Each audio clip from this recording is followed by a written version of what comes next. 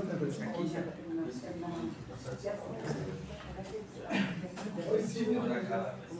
Ya está censurado. Creo que ya podríamos dar, pero bueno.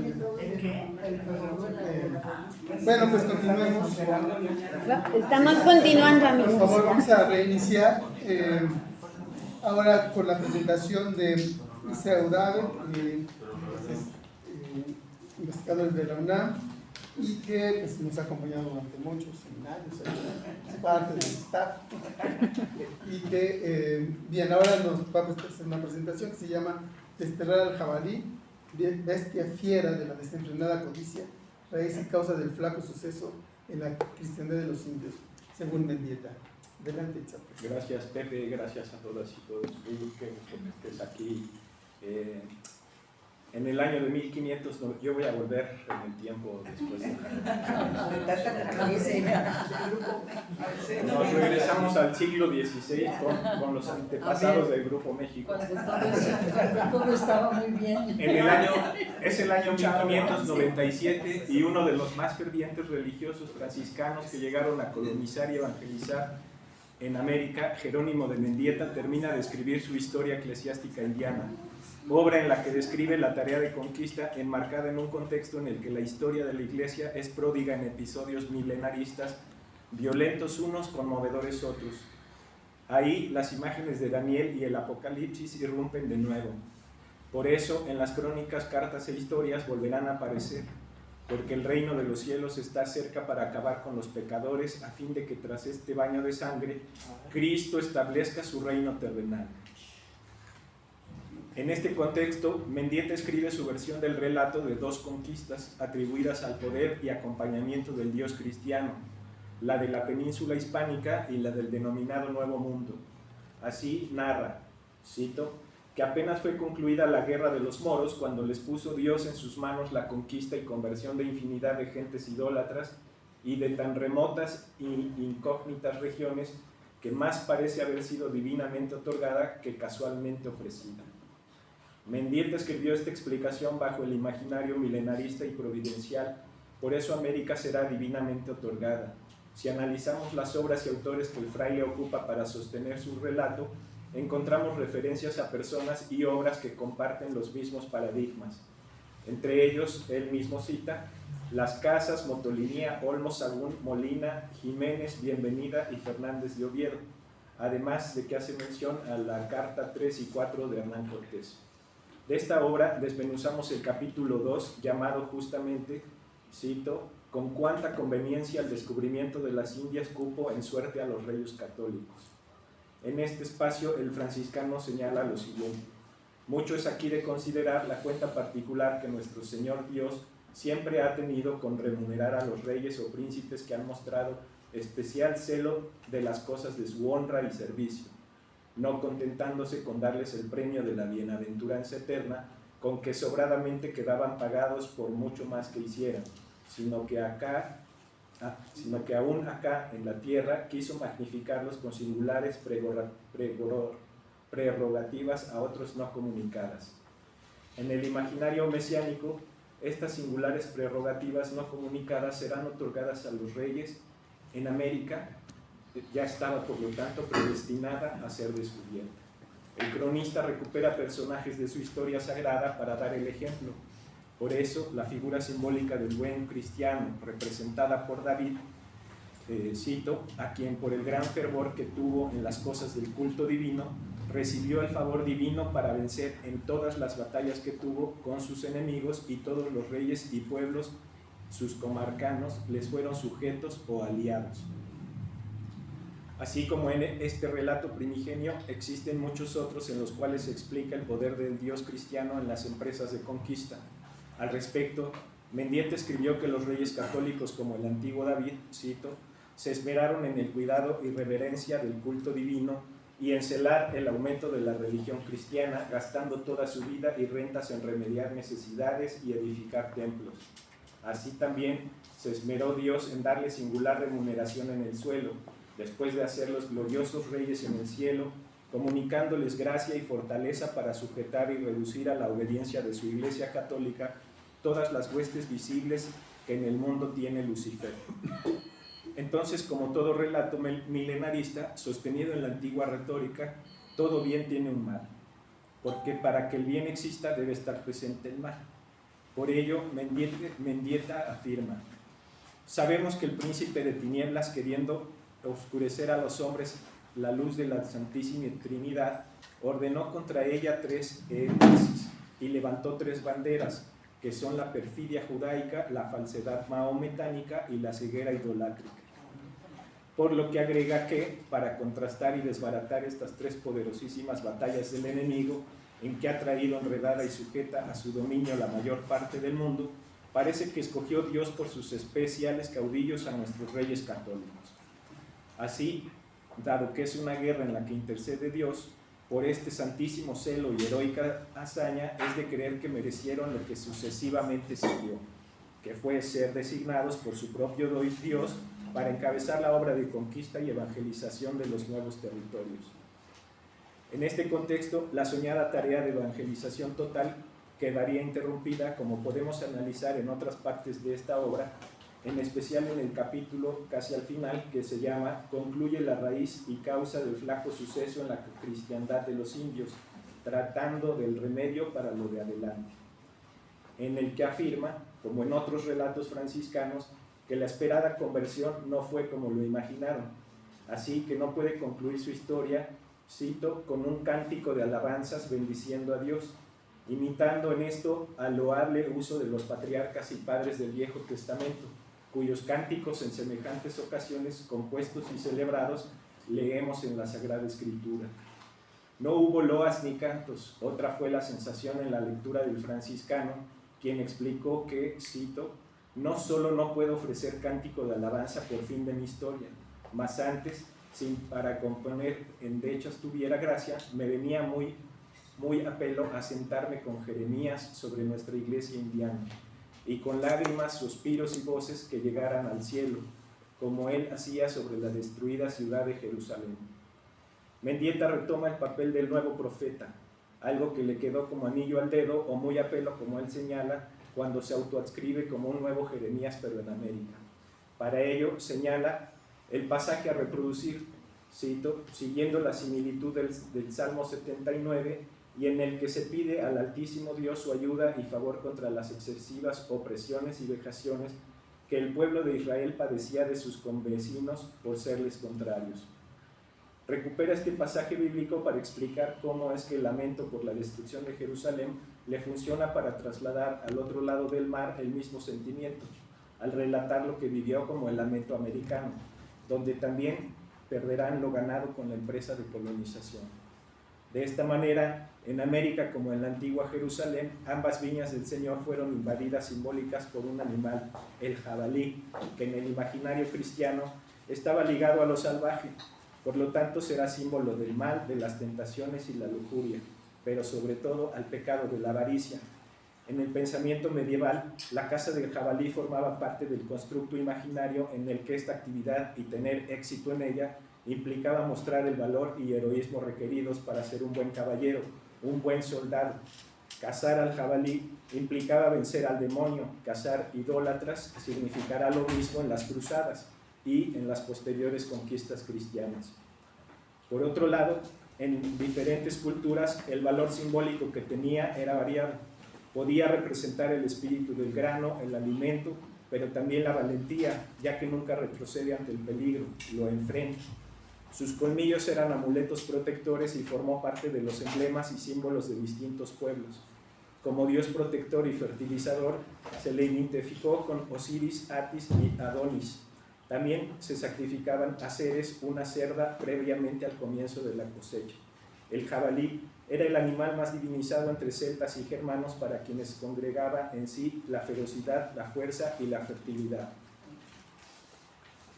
Sin embargo, con el cristianismo, al jabalí le pasó lo que a muchas otras culturas y símbolos no cristianos: fue despojado de sus anteriores atributos, y así el proceso demonizador comenzó apareciendo como una imagen de la cólera en oposición a la paloma o al cordero.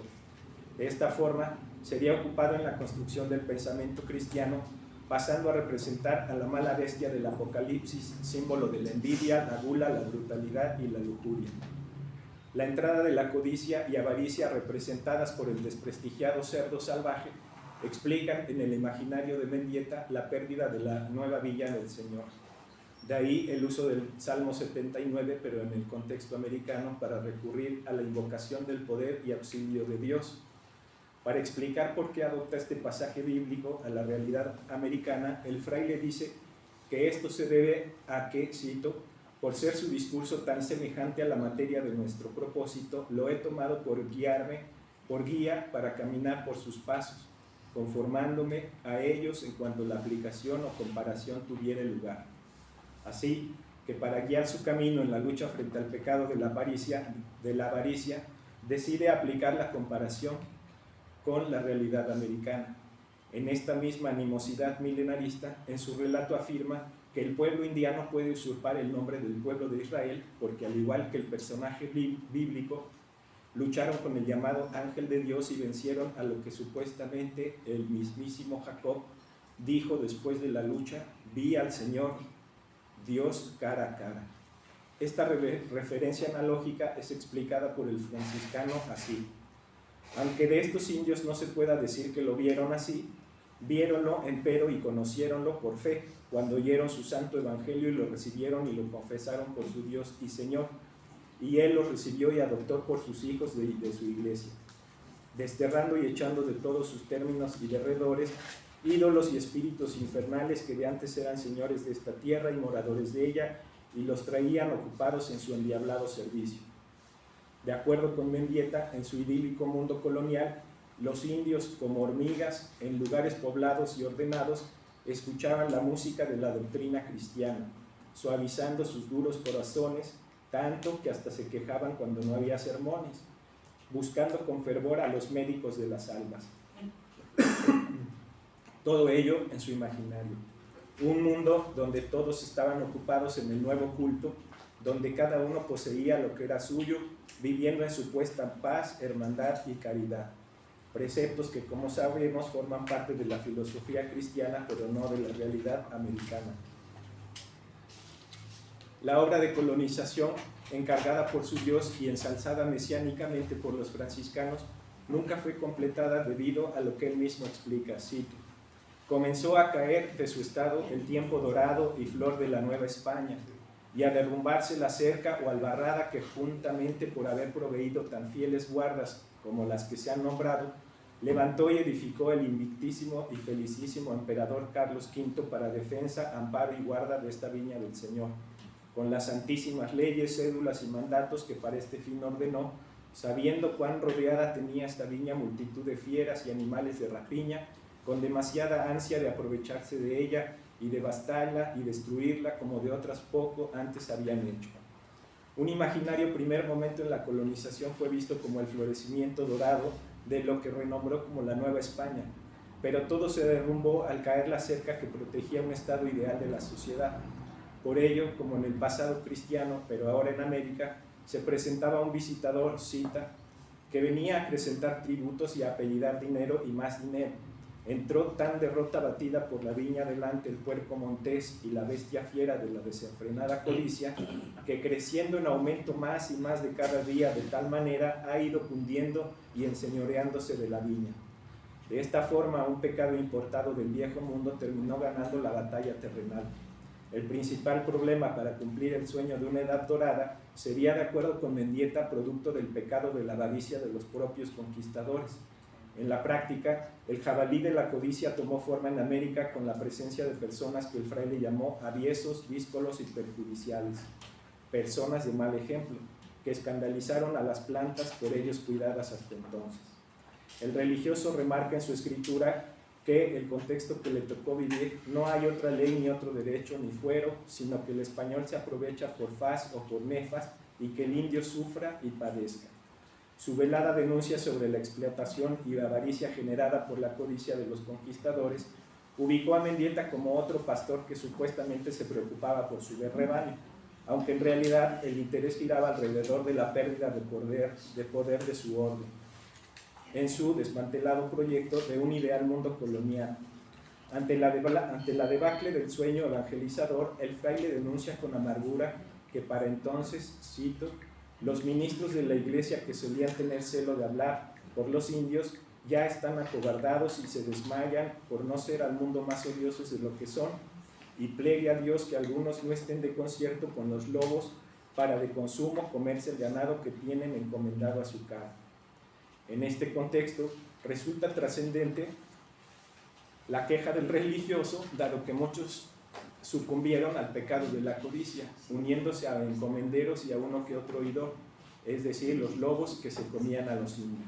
Sobre esto Mendieta señala, gran mal y mal de los males, que son sin número y no se pueden relatar, y todos ellos proceden de haber dado entrada a la fiera bestia de la codicia que ha devastado y exterminado la viña, haciéndose adorar como la bestia del Apocalipsis por universal señora, por tener los hombres ciegos toda su felicidad y esperanza en el negro dinero, como si no hubiera otro Dios en quien esperar y confiar.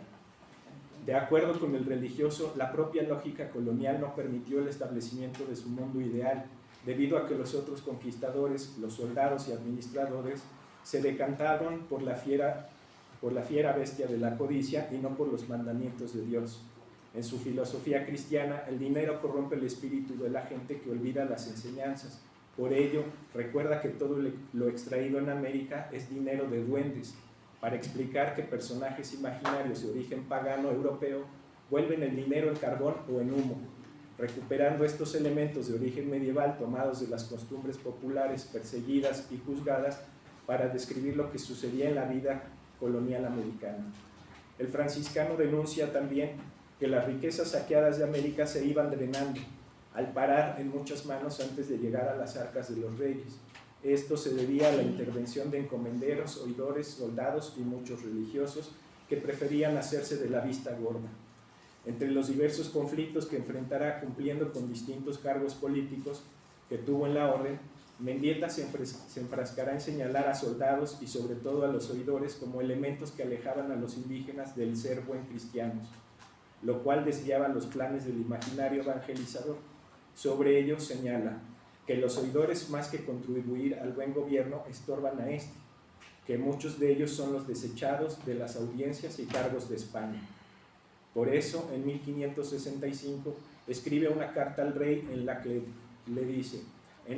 le recuerda la obligación que tienen la conversión y la conversión de las almas y el cuidado de los indios para asegurar su existencia y aumento, lo que debe tener prioridad frente al aumento de los tributos.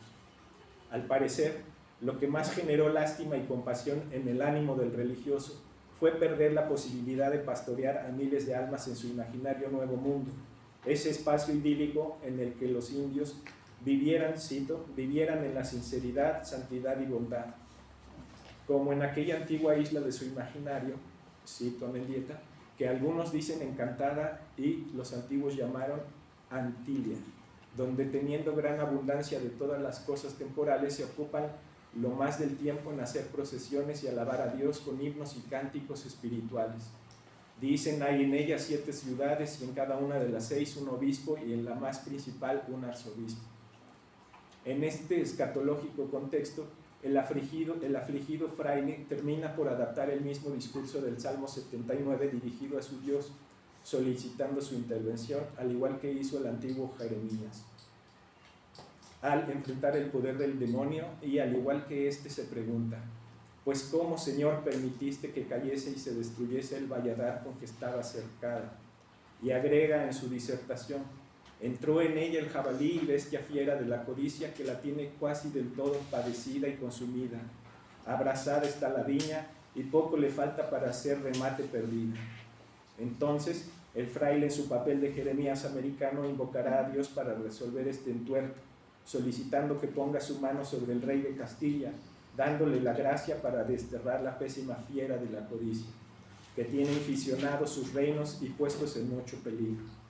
Como hemos visto, los símbolos y tropos de origen cristiano medieval que ocupó Mendieta en su narración nos permiten visibilizar lo que venimos sosteniendo en este seminario, siguiendo las balizas dejadas por Guy Rosat. El mundo colonial americano se revistió de elementos medievales para explicar el mundo, y justificar la labor de los conquistadores. Al vivir bajo la idea de estar siempre en los últimos días previos al juicio final, Mendieta afirma en su historia que una visión escatológica que muestra una liga o permanencia de la historiografía medieval.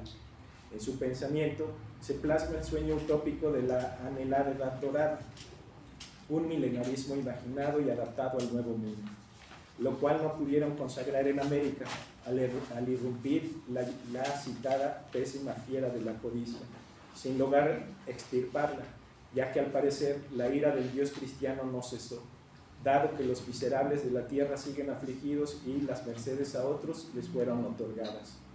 Ni el imaginario paraíso terrenal, ni la isla de la utopía milenarista de un idealizado mundo franciscano lograron concretar la ilusoria edad dorada en América.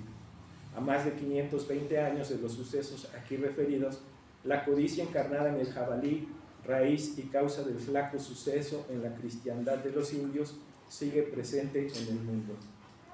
Muchas gracias.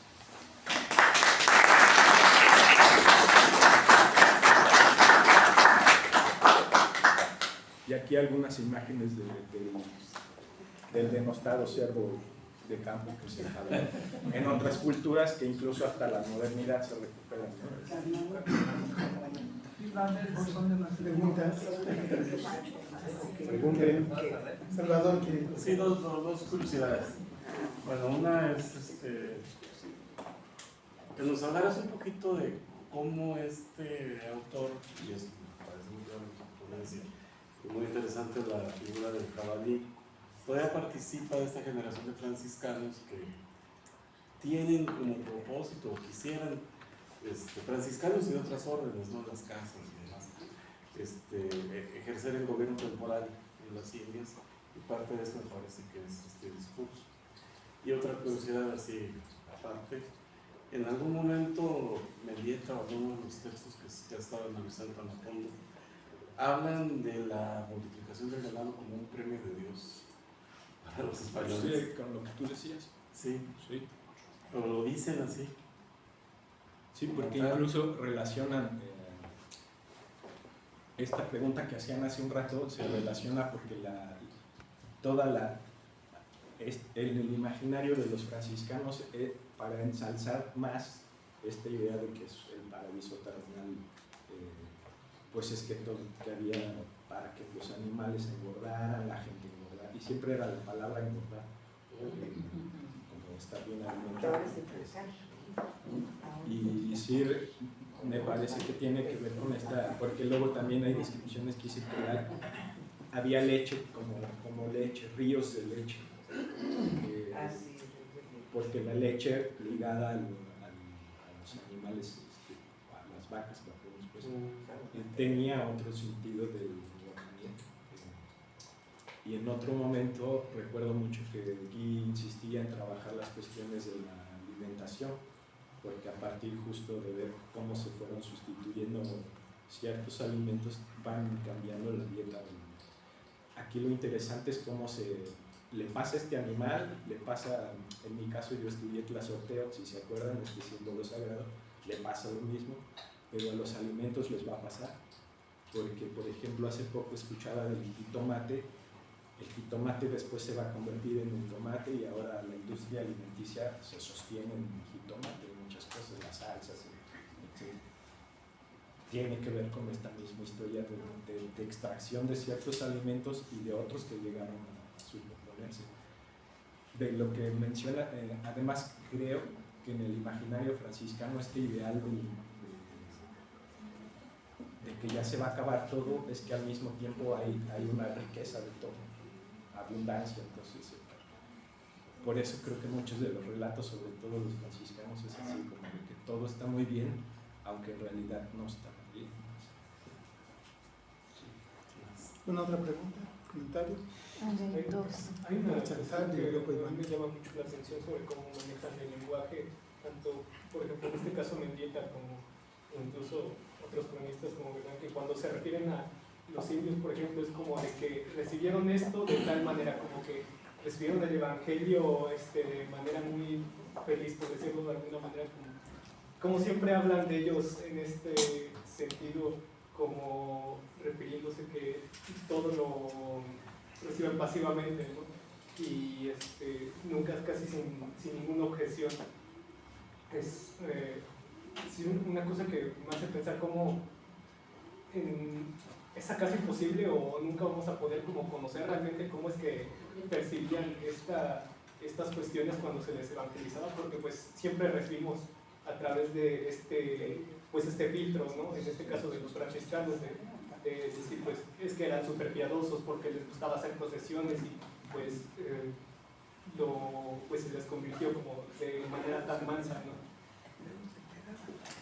Pues más bien es parte del mismo discurso retórico de los religiosos, porque en realidad no, en su discurso van a decir todos que la empresa de colonización pues era un éxito, no podían decir, nos está yendo re mal, aunque en la práctica les iba mal, o sea, no era, todos los que yo he revisado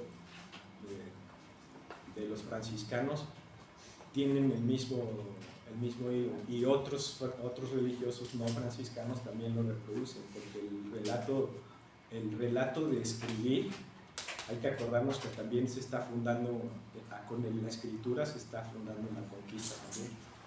Entonces están ellos haciendo uso de una herramienta pues, que en esa época diríamos es la modernidad, ¿no? No es como ahora el internet, diríamos nosotros que podría ser, pero están escribiendo sobre pueblos que no tenían escritura y que tenían otra relación con la memoria. Entonces lo que los pueblos guardaron en regiones tan incógnitas como las que acabamos de escuchar, pues hasta muy entrado en el siglo XVIII y XIX hay pueblos que todavía sostienen su vida y su ciclo de vida moviéndose por distintos lugares. O sea, el chichimeca es el que se anda moviendo, pero es porque así vive, no es porque esté mal. Pero la lectura del conquistador es igual que vieron con los salvajes y bárbaros en Europa, son los que andan por allá, ¿no? Trasladan la figura y la aplican aquí. Es muy interesante la idea del ganado libre y los indios libres, porque en realidad efectivamente el chichimeca viene del mecate, del linaje, en realidad es linaje.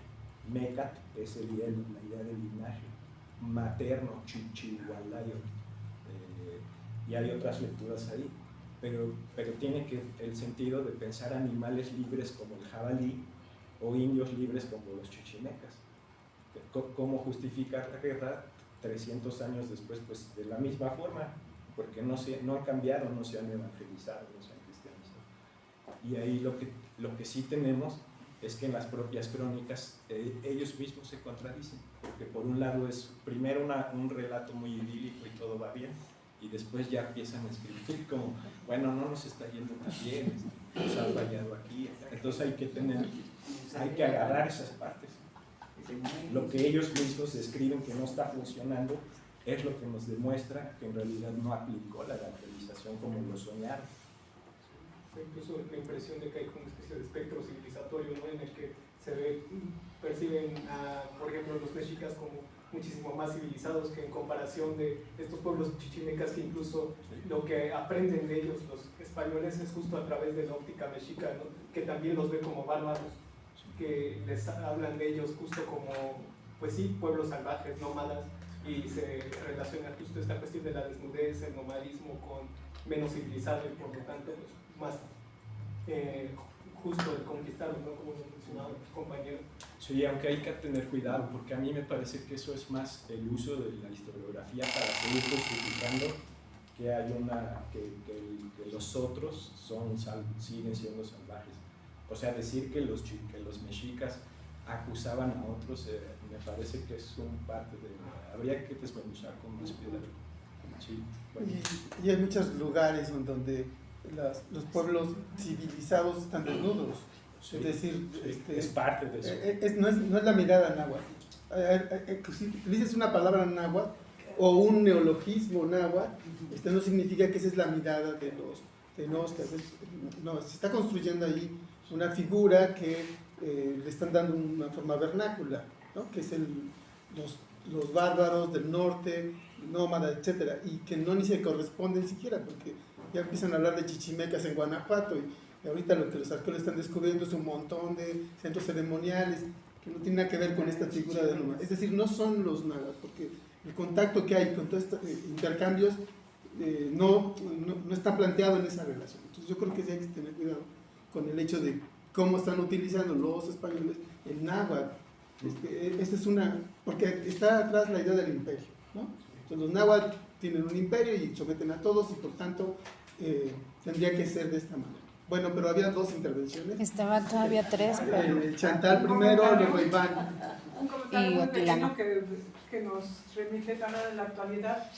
Los jabalíes están invadiendo el bolsón de Mapimí. Y es una plaga tremenda, porque nada más los pueden matar, llegan, si disparan aquí, entre los ojos. Y entonces se están reproduciendo de manera inaudita. Y la gente, por lo que dices de la alimentación, no los come. Ya llevan como 20 años con esos animales.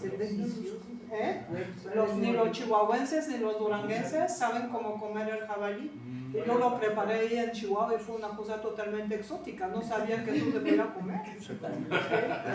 Es muy rico. Es una plaga en Estados Unidos, es una plaga en Francia, en España, en Alemania, en Suiza. Sí, pero este jabalí es una plaga mundial ahorita. Europa y Norteamérica está en la plaga. Y no saben efectivamente cómo acabarlo, porque están arrasando los cultivos, etcétera. Sí, tenemos un enlace entre la plaga de vacas y los jabalíes. Pero quería hablar, Iván. Sí, dos cosas muy rapidísimas, son curiosidades en realidad. Una, la idea, me sorprendió la idea de acabados los moros, nos dieron a América para que sigamos peleando fieles, más o menos. Es idéntica a la que tiene Goma en el libro, no es su libro famoso, sino el otro, ¿no? Pero bueno, para que, ajá, exacto, ahí lo dice, ¿no? Así con esa calidad impresionante, ¿no? Igualita casi, ya se la. Y la otra cosa interesantísima, que bueno, pero es muy técnica, es que en una de las imágenes que mostraste, cuando está esta idea de que Jeremías él mismo, o sea, pusiste hay una foto de este camarada, Mi compa. es interesantísima porque esa misma foto de él, o sea, imagen de él, es de Landa en otras, ¿sí? Entonces habríamos que verlas porque ellos como nadie sabe cómo eran del todo. Pues empiezan a rolar las imágenes y hablar. Pero yo tengo esa y yo dije, ¿y Landa qué hace ahí? Pues hay que Pero averiguar. pues, es una cosa Sí. simpática, pues. Sí, bueno, las fotos ya sabemos que no había fotos, ¿no? Son pinturas hechas ahí que quién sabe si de verdad corresponden. Bueno, pues, Arquetipos. ya vamos a terminar porque ya se pasó la hora. Pásase. Les agradecemos a todos. A ver, tienes 30 segundos. Siguiendo con las imágenes, ¿era la princesa Mononoke el extremo derecho? Ah, claro, sí. Bueno, es que si han visto Rápido ese muestrario. Es que ahí, por ejemplo, el de la izquierda, arriba, no recuerdo el nombre, pero este es hindú, es un dios hindú, que también ya se ha hecho cómic, ¿no? Pero sobre todo en Japón, esta imagen del centro es del antiguo Japón. Tiene que ver con eso, con esta idea de lo contrario a lo que se le impuso en el cristianismo. Y la película, pues si han visto las pelis de son muy interesantes porque siempre recupera cosas culturales profundas. Y el personaje pues, es el guardián del bosque, que se termina enfermando por el metal del humano. Entonces tiene una relación, ¿no? Y va aumentando de poder y codicia. A mí me gusta. Vale, pues agradecemos mucho a Itzel.